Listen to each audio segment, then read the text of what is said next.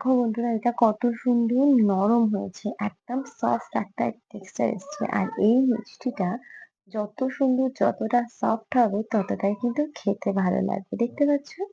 দেখে নাও। নমস্কার বন্ধুরা, চলে এলাম আজকে আরো একটা রেসিপি নিয়ে। একদম নতুন একটা রেসিপি আজকে তোমাদের জন্য নিয়ে চলে এসেছি। হ্যাঁ, আজকের রেসিপির নাম বাসবুসা। নামটা একটু অন্যরকম। উপকরণে লাগবে সুজি, এছাড়াও লাগবে এখানে চিনি, এছাড়া আরো লাগছে এখানে দুধ, লাগবে কিন্তু অবশ্যই করে এখানে সাদা তেল, এছাড়াও এখানে লাগবে বেকিং পাউডার, লাগবে এখানে আরো যেটা সেটা হচ্ছে এলাচ, লাগবে এখানে আরো চেরি। এই চেরির বদলে তোমরা কাজু বাদাম বা কিশমিশ বা আমন্ড বাদামও ইউজ করতে পারো। তো দেখো, উপকরণ তো মোটামুটি সবই বলে দিয়েছি। এবারে কিভাবে তৈরি করব এই বাসভুজা, তো চলো সেটা দেখার জন্য চলে যাই রান্নাঘরে। তো বন্ধুরা, চলে এসেছি রান্নাঘরে। আজকের রেসিপি যে বাসভুজা, যেটা তোমাদের বলে দিয়েছি। নামটা শুনে হয়তো ভাবছো বাসভুজাটা কি? হ্যাঁ, বাসভুজা হচ্ছে একটা আরবিয়ান মিষ্টি। এটা হচ্ছে আমাদের মানে নর্মালি যে ইন্ডিয়ান মিষ্টি খেয়ে থাকি সেই নয়। এটা হচ্ছে আরব দেশের মিষ্টি। আর এটা কিন্তু বানানো খুব সহজ। আর এর উপকরণে যেটা লাগছিল সেটা হচ্ছে সুজি। সুজির মাত্রা দেখো, আমি এই বাটিটা ভর্তি নিইনি, তোমরা চাইলে বাটি ভর্তিও নিতে পারো। তো দেখো, আমি এই বাটিতে এই এক বাটির একটু কম সুজি নিয়েছি, ওই 150 গ্রামের মতো। তো দেখো, এই সুজিটা আমি দিয়ে দিলাম। দেখো, যতটা সুজি নিয়েছি ঠিক তার হাফ পরিমাণে আমি চিনি নিয়েছি।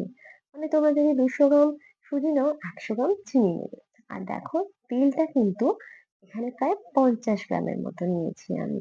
মানে ওই যে বললাম যে টেক্সচারটা, 150 গ্রাম সুজির জন্য 50 গ্রাম তেল। দেখতে পাচ্ছ? মানে 3 ভাগের 1 ভাগ তেল। আর দিয়ে দিলাম 1 চা চামচ পরিমাণে বেকিং পাউডার। আমি চামচ ইউজ করি, তবে এটা 1 চা চামচ। তো দেখো, শুকনো উপকরণগুলো আমি আগে খুব ভালো করে নাড়িয়ে চাড়িয়ে মিশিয়ে নিচ্ছি। এইভাবে দেখতে পাচ্ছ, খুব সুন্দর করে মিশে গেছে এটা। এবার এর মধ্যে যতটা সুজি নিয়েছিলাম ঠিক ততটা পরিমাণে কিন্তু দুধ দিয়ে দেবো। দেখো বন্ধুরা, এই কিন্তু মাপটা তোমরা মাথায় রেখো। পরিমাপগুলো যতটা করে বলছি ঠিক সেই অনুপাতে দেবে। কথা দিচ্ছি, এত সুন্দর খেতে হবে না, বারবার টেস্ট করবে। দেখো, আমি এখানে 6টা এলাচকে খুলে নিয়ে তার যে ভেতরের দানাটা সেটা নিয়েছি। তোমরা চাইলে এখানে এলাচের গুঁড়ো ব্যবহার করতে পারো। তো দেখো, এবার সবকিছুকে আরো সুন্দর করে বেশ 5 মিনিট ধরে মিশিয়ে নেব। 5 মিনিট মিশিয়ে নেওয়ার পরে এটাকে আমি 10 মিনিট মতো চাপা দিয়ে রেখে দেবো। এটা কিন্তু এখন বেশ পাতলা হয়ে আছে, দেখতে পাচ্ছ? তো দেখো, 10 মিনিট পরে ফিরে এসেছি। আর এখানে গ্যাসে আমি একটা কড়াই বসিয়ে দিয়েছি। আর গ্যাসটা কিন্তু একদম হাই ফ্লেমে গরম হওয়ার জন্য কড়াইটা জ্বালিয়ে দিয়েছি। তো দেখো, একটা ছোট্ট থালা নিয়েছি। সেই থালাটার মধ্যে খুব ভালো করে সাদা তেল ব্রাশের সাহায্যে আমি একদম মানে ঘুরিয়ে ঘুরিয়ে ব্রাশ করে নিয়েছি। আর এই 10 মিনিট পরে কিন্তু এর টেক্সচারটা অনেকটা ঘন হয়ে গিয়েছে। দেখো, এবার এটাকে এইভাবে আস্তে আস্তে থালার মধ্যে দিয়ে খুব ভালো করে ড্যাব ড্যাব করে নিতে হবে, যাতে ভেতরে যদি কোনো বাবলস থেকে থাকে সেটা একদম মানে সমান সমান হয়ে যাবে লেয়ারটা। আর দেখো, এই থালার মধ্যে মানে কড়াইয়ের মধ্যে একটা বাটি দিয়ে দিচ্ছি। তোমরা চাইলে কোনো কেক স্ট্যান্ডও ইউজ করতে পারো, আমি এখানে বাটি দিলাম একটা।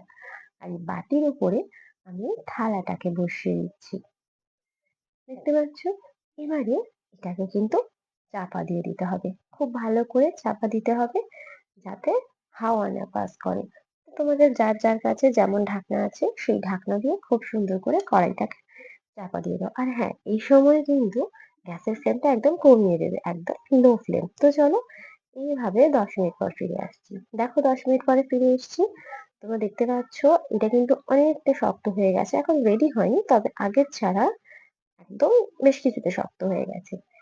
এই টাইমে না আমি এটাকে একটু কাট করে নেব, মানে একটু জাস্ট একটা দাগ দিয়ে নেব উপর থেকে। দেখতে পাচ্ছ? জাস্ট একটা হালকা হালকা দাগ ফেলে নিচ্ছি উপর থেকে। এতে করে কি হবে বলো তো, মিষ্টিটা তৈরি হওয়ার পরে তখন এর উপর দিয়ে আরেকবার কাট করে নিলে তোমরা খুব সহজেই এটাকে তুলতে পারবে। দেখো, ঘুরিয়ে ঘুরিয়ে আমি মানে কোনাকুনি, যে নিমকি শেপ হয় না, 4 কোনা শেপ দিয়ে নিয়েছি। আর সাজানোর জন্য উপরে টপিংস এর জন্য আমি দেখো একটা চেরিকে 4 ভাগের 1 ভাগ করে ছোট্ট ছোট টুকরো করে দেখো সাজিয়ে দিচ্ছি। এখানে আমি আগেও বলেছি, আবারও বলছি, তোমরা চেরির বদলে কাজু বা কিশমিশ বা আমন্ড সব রকমই ইউজ করতে পারো। দেখতে পাচ্ছ এখানে সাজানো কমপ্লিট। তো চলো, এটাকে আরো কিছুক্ষণ চাপা দিয়ে দিই। দেখতে পাচ্ছ আমি এভাবে সাজিয়ে নিয়েছি। এইভাবে কিন্তু আরো ২০ মিনিট চাপা দিয়ে রাখতে হবে। তো দেখো ২০ মিনিট পরে ফিরে এসেছি। আমি গ্যাসের ফ্লেমটা একটু হাই করে দিয়েছিলাম লাস্টে গিয়ে। দেখতে পাচ্ছ এটা কিন্তু একদম তৈরি হয়ে গিয়েছে। আচ্ছা এদিকে আমি গ্যাসটা অফ করে দিয়েছি। আর এদিকে একটা কাজ করতে হবে। ১ বাটি জল দিয়ে একটা পাত্রে ১ বাটি জল নেবে। ১ বাটি পরিমাণ জল নিলে যে বাটি জল নিলে সেই বাটি ১ বাটির একটু কম চিনি নিয়ে একটা হালকা পাতলা চিনির শিরা করে নিতে হবে। জাস্ট এটা ফুটে গেলে জাস্ট চিনিটা গলা অব্দি সেইটুকুই অপেক্ষা করতে হবে। তারপর চিনিটা আমার মানে এখানে জলটা ফুটতে শুরু করেছে আর চিনিটাও প্রায় গলে এসছে। তো চলো এবার এটাকে আমি কিন্তু বন্ধ করে দেব। তো চলো দেখতে পাচ্ছ গ্যাসটাও আমি অফ করে দিয়েছি। দেখো এটা কিন্তু একদম রেডি হয়ে গিয়েছে। আর এই গরম অবস্থাতেই আমি এই চিনির শিরাটা নিয়ে এই বাঁশবোঝার উপরে খুব সুন্দর করে ছড়িয়ে দেব। দেখো আমি কড়াই থেকে নামিয়ে নিলাম। এখন এটা হালকা ভীষণ গরম হয়ে আছে, হাত দেওয়া যাচ্ছে না। আর চিনি শিরাটাও আমাদের রেডি হয়ে গিয়েছে। তো চলো এটাকে এই জায়গায় মানে প্লেটটাকে গ্যাসের ওভেনের উপর রাখলাম। রেখে একটা চামচের সাহায্যে যেহেতু এখন খুব গরম দেখতে পাচ্ছ শিরাটা দেখে ধোঁয়া বার হচ্ছে। দেখো এইভাবে ওপর থেকে ছড়িয়ে দেব। তোমরা কিন্তু কেউ ভাববে না যে শিরাটা দেওয়ার ফলে এটা মানে ঘেঁটে যাবে। এটা কিছুই হবে না। শিরাটা দিলে না খুব সুন্দর আরো এটা নরম সফট হয়ে যাবে। তো এটাকে একটু ঠান্ডা হতে দাও। আমি ঠান্ডা হলে দেখো বাকি শিরাটা একটু ছিল সেটাকেও আমি দিয়ে দিলাম এর উপরে। মানে এটা চামচ দিয়ে তোলার অসুবিধা হচ্ছিল বলে আমি এইভাবে ঢেলে দিলাম। তো চলো এটা এভাবেই হোক। আমি ১০ মিনিট পরে এটা ঠান্ডা হলে তোমাদের দেখাচ্ছি। তো দেখো ১০ মিনিট পরে ফিরে এসেছি। এটা কিন্তু একদম ঠান্ডা হয়ে গিয়েছে দেখতে পাচ্ছ। আর এবার এটা তোমাদের আমি তুলে দেখাই। দেখো এটা কতটা সফট হয়েছে। টেক্সচারটা দেখছো? জাস্ট নরম। আর মুখে দিলে না একবার যদি মুখে দাও জাস্ট বলবে ফাটাফাটি। দেখতে পাচ্ছ? আর পুরো ভেতরটা না রসালো জুসি হয়েছে। তোমরাও বাড়িতে এইভাবে তৈরি করো। ভালো লাগলে লাইক, কমেন্ট, শেয়ার আর চ্যানেলকে সাবস্ক্রাইব করো।